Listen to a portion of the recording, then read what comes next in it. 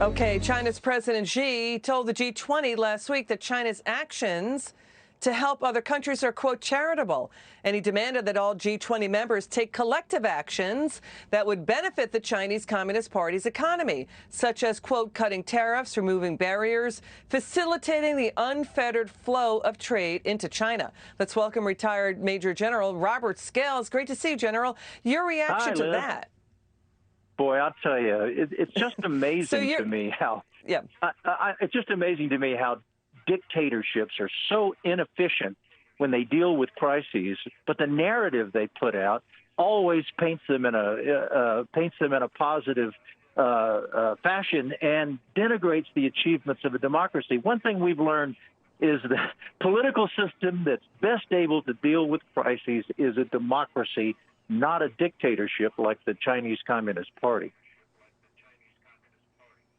You know, General, President Xi of China also proposed a global network of control and treatment that would be run by China, led by him. And that he wants China to have full access to all medical data inside countries, including maybe even intellectual property related to the manufacture of supplies. These are the demands he's now making. Your reaction to that? I mean, how thinly veiled is this? What he's trying to do is steal a march on the West.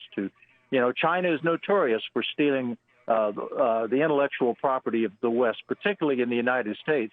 Now, this is an attempt, basically, in the international market for the narrative, to sort of find an official way to gain intellectual property that belonged to others. No, what we have to do in the future, once this is over, is regain our status and our ability to manufacture pharmaceuticals that we, overwhelmingly in the United States, are the ones who develop in our laboratories. That should be the mission, not to pander to the Chinese and give them credit that they don't deserve, because, after all, they must be held accountable for what they did back in February and early March. General, and here's the thing. I've just been studying this and researching this. Going back to the 1980s, since the HIV/AIDS crisis, there have been multiple epidemiological and infectious disease experts going to Congress saying you need a pandemic plan. You need to have a plan, Congress, set up and launch now to boost the national stockpile of medical supplies, drugs, and vaccines. You need to have a response plan. That goes back through the 80s. Bill Clinton, the Clinton administration asked for it. I'm looking at both Republican and Democrat administrations talked about it, but there's nothing has been done. I mean, I know about the national stockpile, but it's not up to snuff right now to handle this outbreak. I mean, so This is a story that Politico ran out, the GAO has looked into it, OSHA has looked into it. In other words, get it up and running now, a pandemic plan, surge, because now we're doing it ad hoc and on the fly. That's what's happening now. Yeah, and here's the thing, Liz.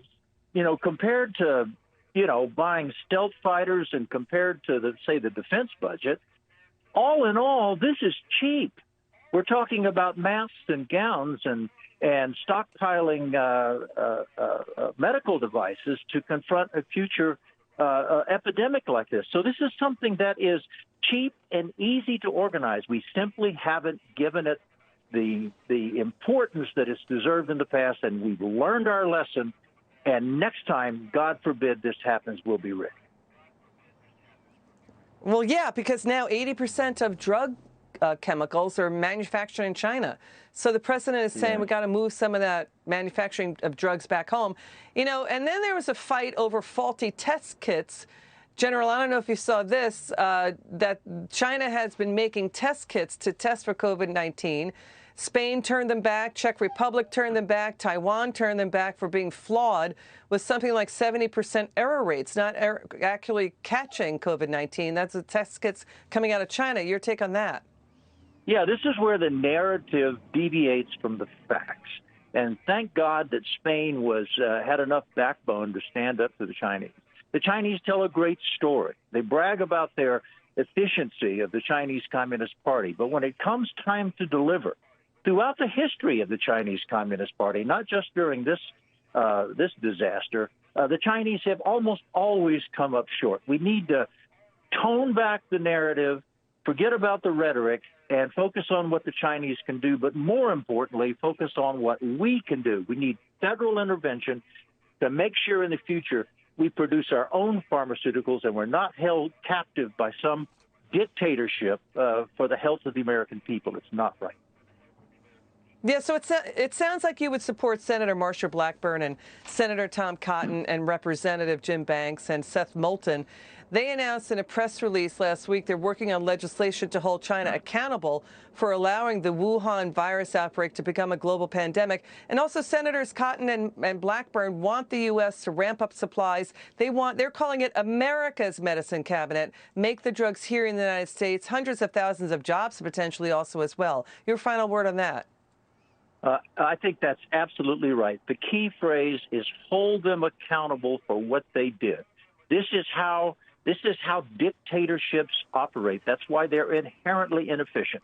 The United States can manufacture drugs far more efficiently and far more reliably to a higher quality than the Chinese. Let's put some federal money in the bank to jumpstart this effort. Okay, General Scales, thank you so much for joining us. Come back soon. We love having you on. General Scales, and thank you for your service to your country.